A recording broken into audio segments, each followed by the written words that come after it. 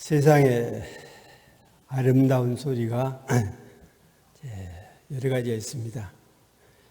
그런데 대체적으로 풍성, 우성, 독서성, 즉 바람 소리, 비 오는 소리, 또 글을 읽는 소리, 이것을 아름다운 새 소리라고 이야기를 합니다.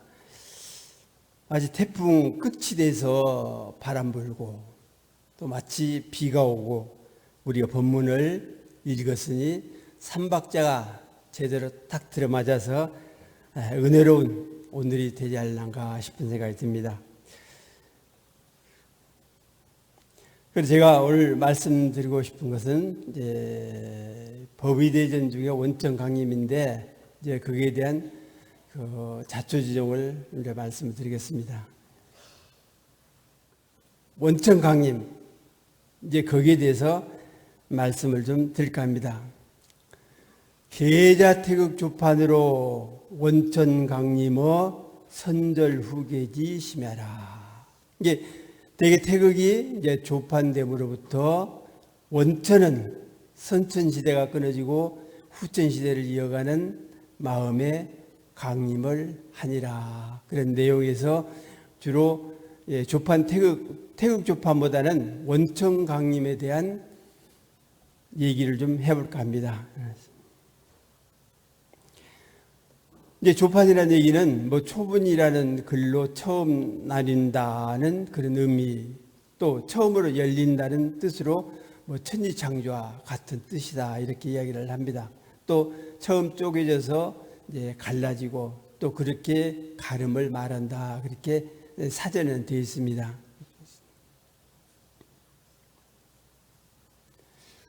그럼 원천이란 뭐냐? 원천이란 뭐냐? 개천절의 천으로 원천 또는 채천으로 우주 곧 시간과 공간이 나뉘기 이전이고 하늘과 땅이 나뉘기 이전이다. 이전이 하늘이다. 이렇게 이제 원천이라고 이야기를 합니다. 또 하나는 이제 창천이라는 그런 의미인데, 창공 또는 창궁, 피창, 사천, 사천이 하늘이죠. 그런데 하늘도 보면은 창천이라고 하는데, 여름에는 호천, 가을은 민천, 겨울은 상천, 그래서 구천의 하나로 동북 하늘을 주로 이야기를 한다 이렇게 되어 있습니다. 그리고 원천은 이제 전설 중에 높은 산의 이름이라고 이렇게 전해오는데 그건 확실하지는 않습니다. 근데 강림이라 할 때 강자가 내릴 강자도 되지만은 항복할 항자도 되거든요. 그래서 강림이라는 의미와 항림이라는 의미를 한번 생각해 보자. 강림이라는 얘기는 불보살이나 신이 천상에서 인간 세상으로 내려와서 교화를 펼치는 것을 강림했다. 누가 강림했다 또는 재림했다 이렇게 이야기를 하거든요. 그런데 항림이라는 건 뭐냐? 민중지망에 제어 신성이줄과 그러니까 백성들의 바람이 있다. 그러니까 그 대웅사님이 태어나시기 이쪽 저쪽 해가지고 얼마나 많은 정치, 뭐 경제, 어떤 문화, 또 종교, 사상 이런 것들이 그야말로 뒤죽박죽이 돼가지고 이걸 믿을 수도 없고 저걸 믿을 수도 없고 관에 의지할 수도 없고 그래서 독자도 살 수 없고 그래서 혼란한 그런 시대에 새로운 성자, 새로운 구세주, 새로운 사상, 새로운 종교가 태어나서 우리들을 좋은 방향으로 이끌어주면 좋겠다 하는 그런 바람들이 얼마나 많느냐. 그래서 민족의 바람이 새로운 성인이 출현하고 새로운 종교가 나타나기를 바랬단 말이죠. 그래서 결이 원천 항복하여 그래서 결국은 원천인 진리가 항복을 한 겁니다. 백성들이, 다시 말해 민중들이 팔이니까 원천이 항림을 할 수가 없다. 그렇게 해서 자리머사가 아니라 스스로 원천 자체가 이 세상에 결국은 다다르게 된 것이다. 이런 의미라고 항림의 의미를 말할 수가 있습니다. 그러면 선들후계지심이라고 했는데 선들후계란 뭐냐? 선천이 물러가고 후천이 열린다는 그런 의미를 가지고 있다. 두 번째로는 선후천의 교역. 그러한 뜻에서 선천과 후천이 바뀐다는 그런 의미고, 또 하나는 선천의 낡은 세상에서 후천의 새로운 세상으로 크게 변혁이 되고 변화가 된다는 그런 의미를 가지고 있다. 그렇게 생각을 할 수가 있습니다. 아까 말씀드린 대로 교사, 개벽의 여명, 또 제1장 동방의 세불토, 일대 전환의 시대, 또는 말법 현상의 우주 출세, 이렇게 보면은 그 정치, 경제, 문화, 종교, 사상 이런 것들이 그야말로 아까 말씀드린 대로 참 혼란을 거듭해서 어느 곳에다 의지처를 삼고 살 수가 없는 그런 세상이 됐을 때 새로운 종교를 기다리게 되고, 또한 새로운 사상, 새로운 의지처, 여기에 결국은 대종사라는 그 인물이 출현을 해서 앞으로 오는 세상을 바로잡을 수 있는 기초를 세우셨다. 이렇게 생각을 할 수가 있습니다.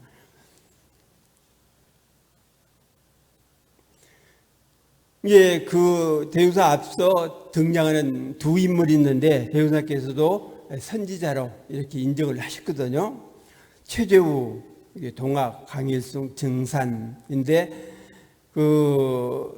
주로 최재우, 동학은 앞으로 괴질이 온다. 병든다는 의미도, 현실적으로 병든다는 의미도 있지만은 마음의 병도 괴질일 수가 있다. 또 강정사는 병겁이 온다. 이 얘기도 결국은 꼭 병이 들어서가 아니라 세상에 어려운 상황이 닥칠 수도 있다. 여기에서 살아남는 사람이라야만이 후천 성경에서 잘 살게 된다라고 사상을 펼쳐서 우리들 하여금 안심을 하도록 했습니다만, 그래도 어딘가 모르게 부족한 면이 있었다. 그래서 강경상 같은 사람은 대선생이라, 나는 대신 온 사람이지 내가 주체가 돼서 오는 사람 아니다, 이런 얘기도 했다고 하거든요. 그러면 원천이 강림한다는 그런 데 있어서 어떤 마음일까? 원천이 강림하는 그 마음은 어떤 마음일까? 한번 생각해 보면, 첫째, 자기 성품을 안 마음, 자기 본래 자성이 법이요 마음이 부처라는 사실을 안 그 마음에 결국은 원천은 강림을 한다.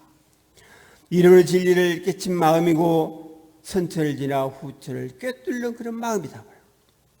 또 수립공계의 생명들을 구제하는 그런 마음이고 불조의 법맥을 이을 수 있는 그러한 마음이 바로 원천 강림을 하는 마음이 아닐까. 또한 대산종사께서 하신 말씀, 만능, 만지, 만덕을 겸비한 그 마음이 바로 원천 강림이 되는 마음이고, 은혜와 자비와 인과 사랑을 그런 갖춘 마음, 또 낙원건설을 할 수 있는 그런 마음, 이론의 이력을 얻고 이론의 체성에 합하는 그런 마음, 또 우주일과 사생일신이 될 수 있는 그런 마음을 가진 사람이 원천 강림의 마음을 지니고 있는 사람이라고 하지 않을까 싶은 생각이 들어집니다. 여러분께서도 천재 시익이 있다. 이게 바로 태극일 수도 있고 원천일 수도 있고 이런 진리일 수도 있고, 하늘이 하려는 뜻이 분명히 있고 하늘이 바라는 바가 분명히 있다고. 분명히 있습니다. 그래서 시대를 따라 진리가 성자를 낼 수밖에 없는 그런 상황이 온다.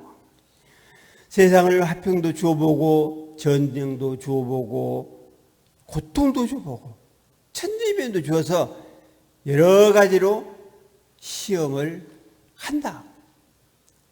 맹자도 그 사람에게 큰 임무를 맡기려 할 때 하늘이 시험한다. 역시 고통도 주고 먹는 것도 곤란케 해주고 여러 가지 실험을 해서 거기서 통과된 사람이라야 세상을 다스릴 수 있는 책임을 갖게 된다. 그런 얘기를 맹자도 했습니다. 그래서 하늘의 뜻이나 바람에 부합되면 원천이 강림을 해서 그 진리 자체를 맡게 된다고. 그러면 그렇게 할 수 있는 주동자가 천지도 아니고 우주도 아니고 어떤 만물도 아닌 사람이다. 그 일을 해낼 수 있는 사람. 천일을 또는 하늘의 바람을 등이 대행할 수 있는 그러한 인물이 결국은 원천 강림을 받은 사람이라고 할 수가 있지 않겠는가, 그런 생각을 하게 됩니다. 천지혼 정심대라 우리가 방금 읽었거든요. 그러니까 정심대, 바른 마음을 가진 사람이 있어요.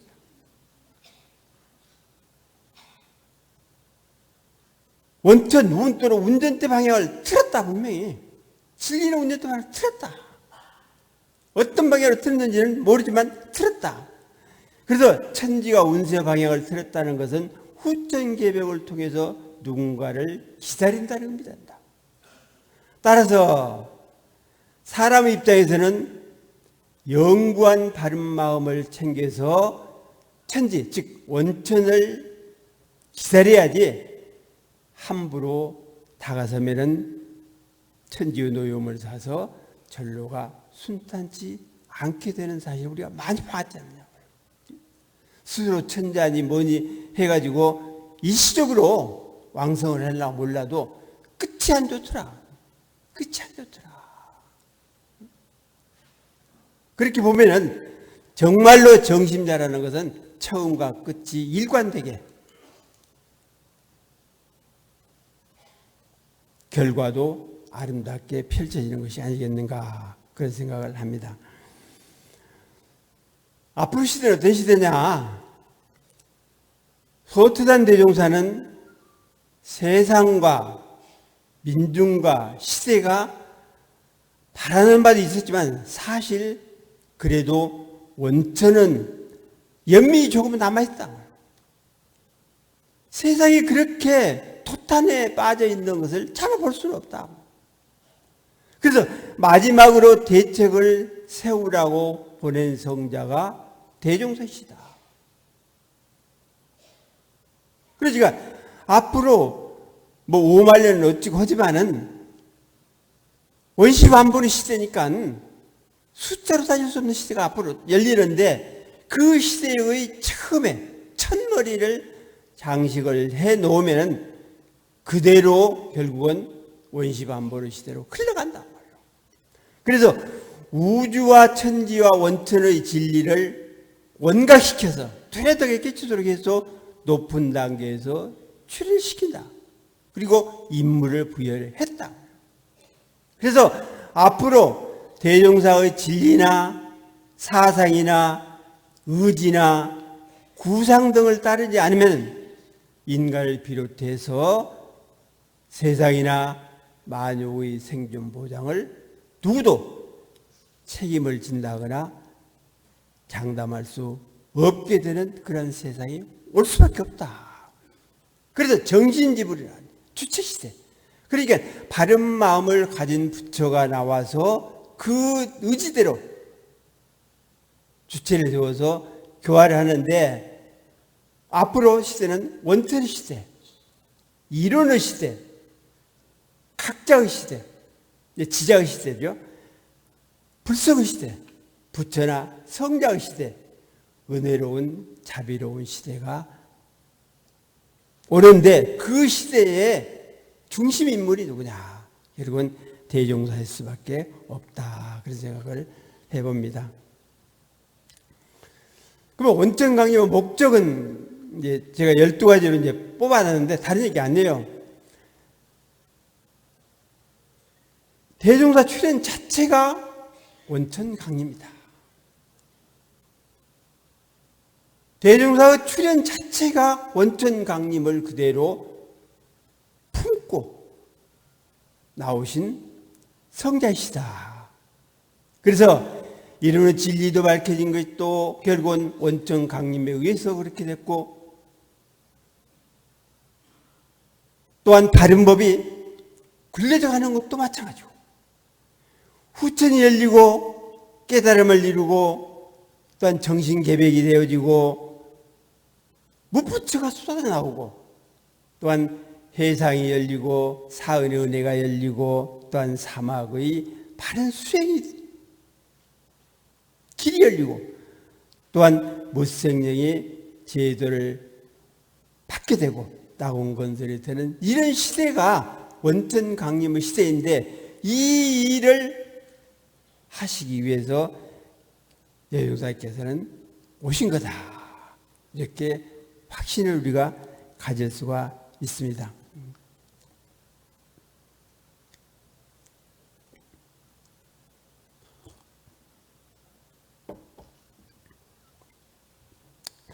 그래서 원천 강림이라는 것을 이제 주제로 해서 제가 시를 몇 편을 썼습니다.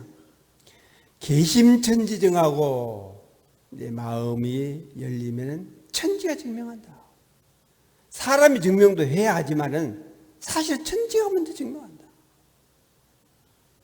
비법 중신이라 법을 갖추게 되면 무실력이 먼저 알고 호의를 한다. 선후상교제의 선정과 후천이 서로 교역하는 이 시대에 오사차sek이라 결국은 우리 스승은 이 세상으로 돌아오신 거다. 원천 강림 그대로 하신 거다.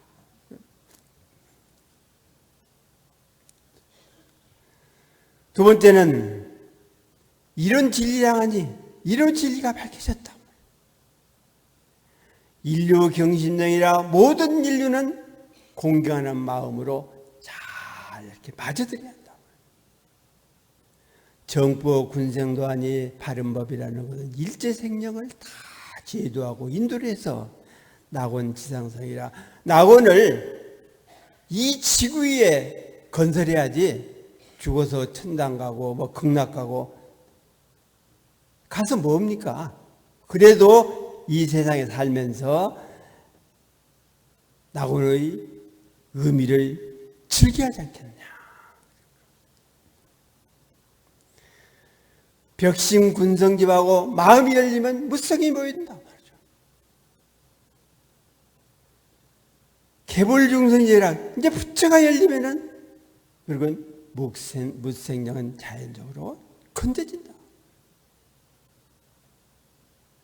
정도성사 성사세하니 바른도가 이 세상을 깨우친다면 가가오계 법등이라 집집마다 법의 등불을 걸어놓고 살 수가 있을 것이다. 그래서 비문에도 중성공예라 그렇지 않습니까?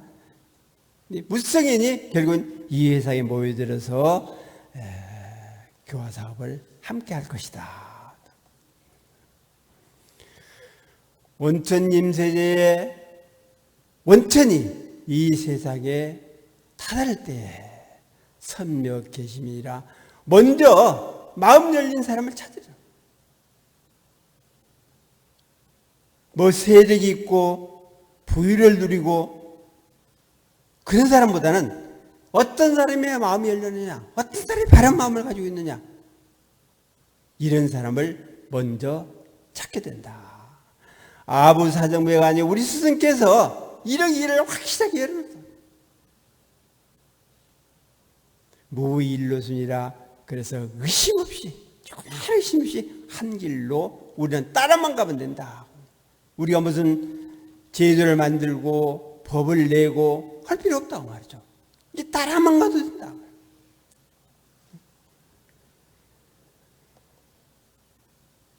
출애굽 사세, 이 세상에 출애해서 우리들이 우리 이 세상에 출애해서 조사여구원이라 스승 만나고 또한 이런 진리 만났으면 됐지. 이에 뭐 더 바랄 거야? 스승 만나고 진리 만났으면 됐지. 정보 만났으면 됐지. 뭘 더 바랄 거냐? 바랄 것도 없고 하고자 하는 것도 없고 그저 이 법대로만 따라가면 된다. 원천 이마분이니 그 원천은 내 마음의 내 물건이요. 대웅사님 물건도 아니고 어느 부처님 물건도 아니고 이건 내 물건이다. 나에게 원천이 강림을 한 것이 사실은 나의 다른 데에 원천을 찾을 필요가 없다.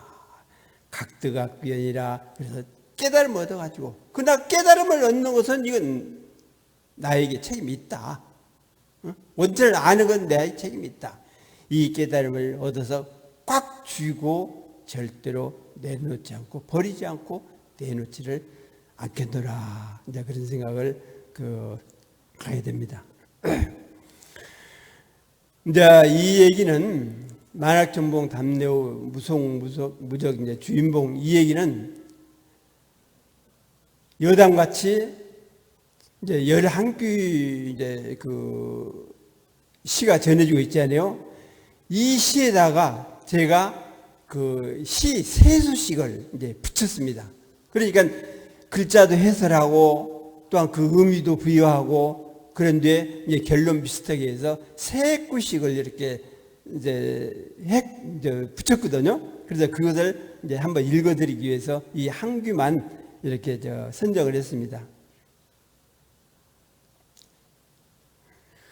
송활 첫째, 도예유산에여 바다를 건너고 산을 넘으며. 바다 건너기 쉽습니까? 또 산을 넘어가기 쉽습니까? 쉽지 않다. 증후 고체와 무슨 이유로 어떤 이유로 이 몸을 괴롭혔는가? 만학천봉 담내오니까 이 몸을 괴롭혔느냐? 주공문화체리요 주인공 과연 어느 곳에 있는지, 과연 주인공 어디에 있느냐?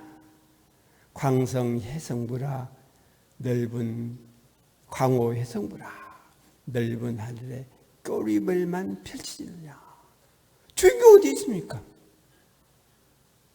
하늘에 있습니까? 아니면 땅에 있습니까?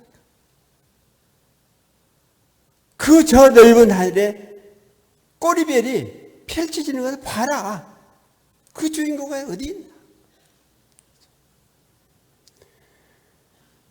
난적 공중어리요 공중의 달 따기는 사실 어려운 것이요. 난도실주공이라 실질적인 주인공 만나기도 또한 사실 어렵다.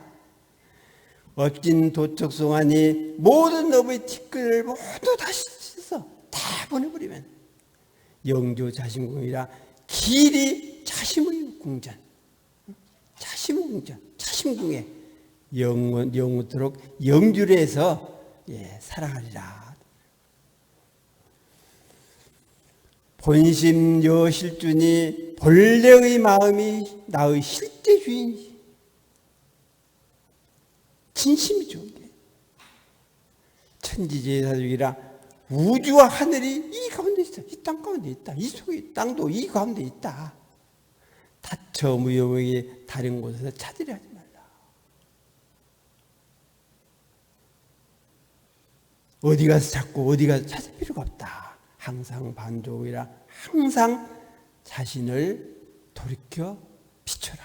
회광반조해라. 그러면 자연적으로 그 본래 주인을 무속무적 주인봉이니까 그 주인을 만날 수가 있을 것이다.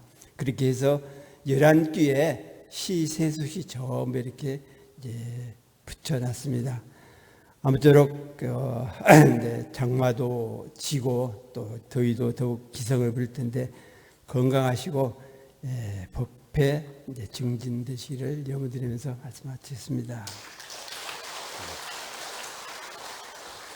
네, 감사합니다.